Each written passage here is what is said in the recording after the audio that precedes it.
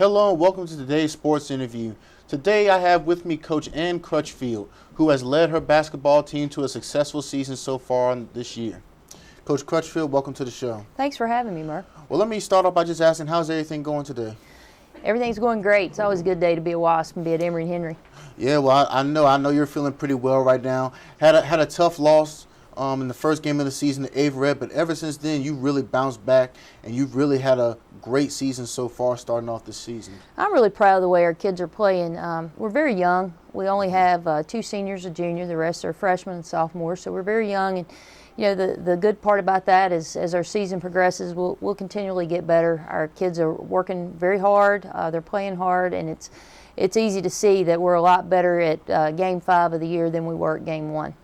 Well, I had the opportunity of working the scoreboard for the game online, and I just was my fingers were almost hurting because y'all put up 103 points on. I'm not quite sure what the team's against Meredith. Against Meredith, the team out of Raleigh, and I was just like, wow, 103 points. You know, they had nearly 38 turnovers in the game. And I was just amazed by the athleticism that your team has overall across the front, whether it be in the paint, in the perimeter. Y'all do a lot of critical things, and y'all have a lot of athleticism. And I was just amazed by that. Tell me, what is it that you think really attributes to that, and what have you done to really help your team play that well?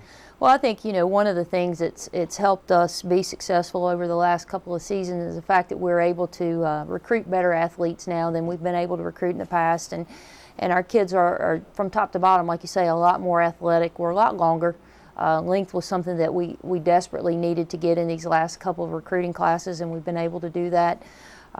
But one of the things I think I'm most proud of is the fact that how deep we are. A lot of teams, there's a big drop-off when you go to the bench to make substitutions, and with us, that's just not the case. We have a lot of kids that can play.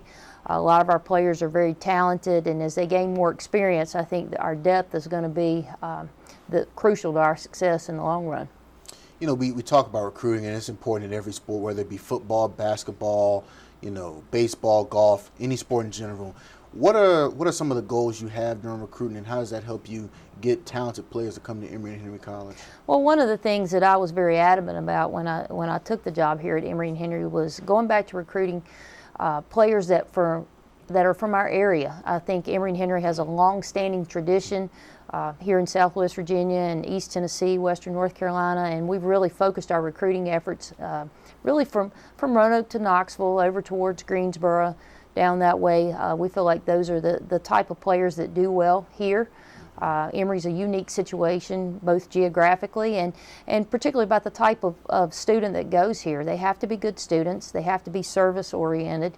And so those are all important things that we look at as well. It's for us, the type of person that they are off the court is just as valuable and just as important to us as the type of player they are on the court. And that's something that I'm just incredibly proud of the young women we have on our team. Is they are just super young women, very talented, off the court, very good students, just a great group to be around. Now, we talked about how young your players are. How do you think, we know, and I know from experience dealing with young players on the football field, and I'm pretty sure if somebody else played a sport, they understand, when you have freshmen in there, they don't necessarily know everything that's going on, they mess up a lot. What do you think the goal is to really help those young players really understand the concept of what you're trying to teach them, and how do you think that'll affect the way they play throughout the season? Well, it's a big adjustment coming from the high school game to the college game. The speed of the game, the athleticism that they face, and then just the complexity of the offenses and defenses that you run. Each one of those high school players that comes to the college game has been the best or one of the best in their, if not on their team, but in their area, conferences. So it is a big adjustment to go to the college game and realize that, for a while I may be a role player. And that does make the transition a little tougher for some of them. But, we depend a lot on our upperclassmen to help mentor our young players and teach them. I'd like to say that I'm completely patient with them all the time. I have to admit that, sometimes I'm not, but they're very resilient. They want to learn. They want to do well. And I think that's what, we have to keep reminding ourselves as coaches is that, they want to do their best and put themselves in a position to play and to help our team be successful. So, we just have to approach each day and know that at the end of the day, as long as we were better than we were yesterday, then we're being successful. Now, we talked about, the younger players on the team, and you brought up, the seniors. Asia Jenkins, Megan Jacoby are the two seniors on your basketball team. They've been here for all 4 years. As you know, they were the only two that really stuck around and were truly committed to this program, and some left and some went their separate ways. How do you think they've approached being a leader, and how has that affected the team this season so far? We're really fortunate to have Megan and to have Asia, and also in our junior, Chloe Harris. We only have one junior, and you're right. It's been a transition. I think anytime you bring in a new coach and a new philosophy, it's a true testament to those players that are willing to make that transition to something new. And Asia and Megan have done a tremendous job. Megan's an all-conference player. Asia went from, being somewhat of a role player to working herself into a starting position. And, it's been fun for me to watch how much she's improved as a player just from last year to this season. But, I'm very proud of them. And in our preseason meetings, one thing I said to Asia just recently, you all have the opportunity to leave a lasting legacy of change on our program here.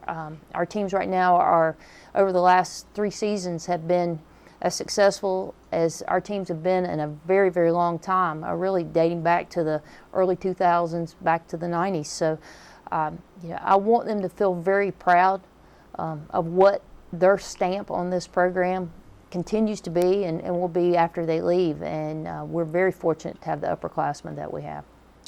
Well, you started off the season with a tough loss to Averett. Didn't play your best game, but ever since then, your team has been on a roll. They've been on fire. You can see it in their eyes, the way they play, the focus. What do you think that loss did for your team and for the coaching staff and for the overall team as well?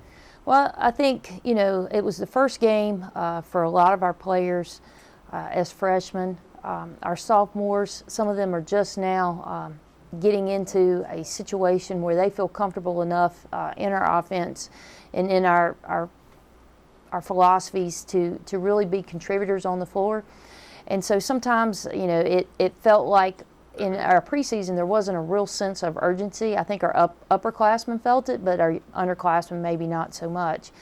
And, we had a preseason scrimmage against King, a Division II program, and at times played really well against them. We had an exhibition game against a Division I team in ETSU, who's being very successful now. So it was really the first time we'd seen a Division III opponent. And I think for some of them, maybe they thought, seeing a Division III opponent won't be as challenging. And it was for the first time for some of those young players that they realized Division III athletics is for real. And you have to play your very best, and it doesn't matter what division the team you're playing. You got to approach every game the same. So I think it was a real eye-opening experience for them. I can tell you from coaches all the way down through our players, none of us were satisfied with that performance. And it was really an eye-opening experience, and we had to go back to practice and adjust some things. And one of them was that sense of urgency that every day we have to be focused and, like I say, and have the mindset that when practice is over, we're going to be better than when we were when we came in. And I think that's what has been a huge difference in the last 3 games versus the first game is now they know every day they got to play hard and that every day we got to work to get better.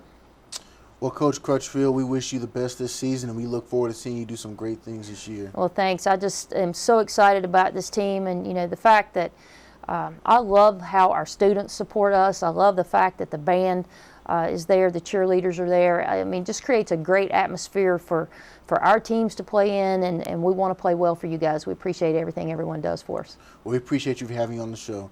We will now take it over to Andrew McClung for the Sports Update.